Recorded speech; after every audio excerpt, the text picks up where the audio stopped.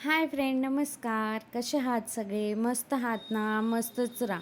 सर्वप्रथम तुम्हाला श्री स्वामी समर्थ. आजची सकाळ आपली खूप छान झाली. आज मंगळवार आहे. आज आपण कलश कसं स्थापित करायचा ते बघणार आहोत. मी आज तुम्हाला दाखवणार आहे आपण देवघरात कळस कशी स्थापना करायची. कळस हा आपल्या घरात खूप म्हणजे कुलदेवतेच्या नावाचा भरला जातो. तो प्रत्येक घरात भरला गेला पाहिजे.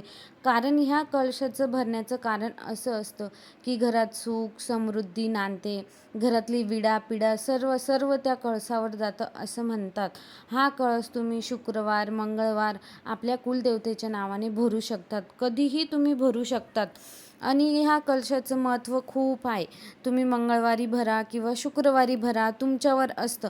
पण घरात कळश भरायचाच. ती सगळी घरातली आपली विडापिडा आहे ना, ती सगळी निघून जाते. तुम्ही बघू शकतात नारळ, आंब्याची पानं, एक डिश घ्या, त्यात तांदळाची रास भरा. त्याच्यावर आपण ती ठेवू. त्यानंतर मस्त त्या कळशावर स्वस्तिक काढायचं.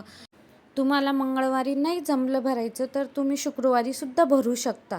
ह्या कळसाचं म्हणजे खूप महत्त्व असतं. जी घरात जी निगेटिव्ह एनर्जी असते ना, ती सगळी ह्या कळसावर जातं. समजा जर आपल्या घरातलं आपण कळस भरला, जर नारळ फुटलं तुटलं तर ते नारळ सगळं म्हणजे आपल्या जे घरातलं जे संकट असतं ना, ते नारळ ते घेतं बुवा असं म्हणतात. त्याच्यामुळे आपण घरात नक्की कळश भरायचा. आपल्या घरात म्हणजे खूप सुख समृद्धी सगळं नांदते. त्याच्यामुळे कळश हा भरायचाच घरात. त्याच्याने काय होतं, आपल्या घरात खूप पॉझिटिव्ह एनर्जी येते. आणि कळशाचं महत्त्व असतं, आपल्या कुलदेवतेच्या नावाचा असतो तो कळश. त्याच्यामुळे त्याला खूप महत्त्व असतं. त्याला फक्त काय रोज तुम्ही काहीच सेवा नसते त्याची. त्याच्यावर फक्त रोज हळदी कुंकू द्या आणि त्याला असं धूप दीप ओवाळा. आणि दर मंगळवार किंवा शुक्रवारी बदलायचं तुम्हाला तर तुम्ही शुक्रवारी सुद्धा बदलू शकतात.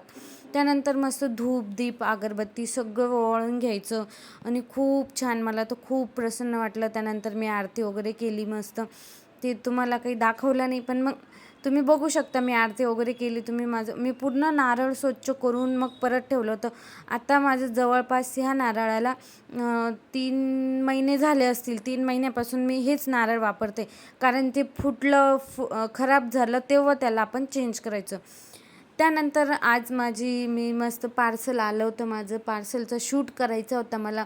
तुम्हाला जर हा व्हिडिओ बघायचा असेल तर तुम्ही हा इंस्टाग्रामवर मी पोस्ट केलेली, तुम्ही इंस्टाग्रामवर बघू शकता हा व्हिडिओ. त्यानंतर माझी रोजची रूटीन असते ती तुम्ही बघू शकता. माझ्या चॅनलला लाईक शेअर सबस्क्राईब नक्की करा आणि प्लीज सपोर्ट करा आणि कमेंट करत जा, म्हणजे मला अजून एनर्जी येते व्हिडिओ बनवायला. थँक्यू.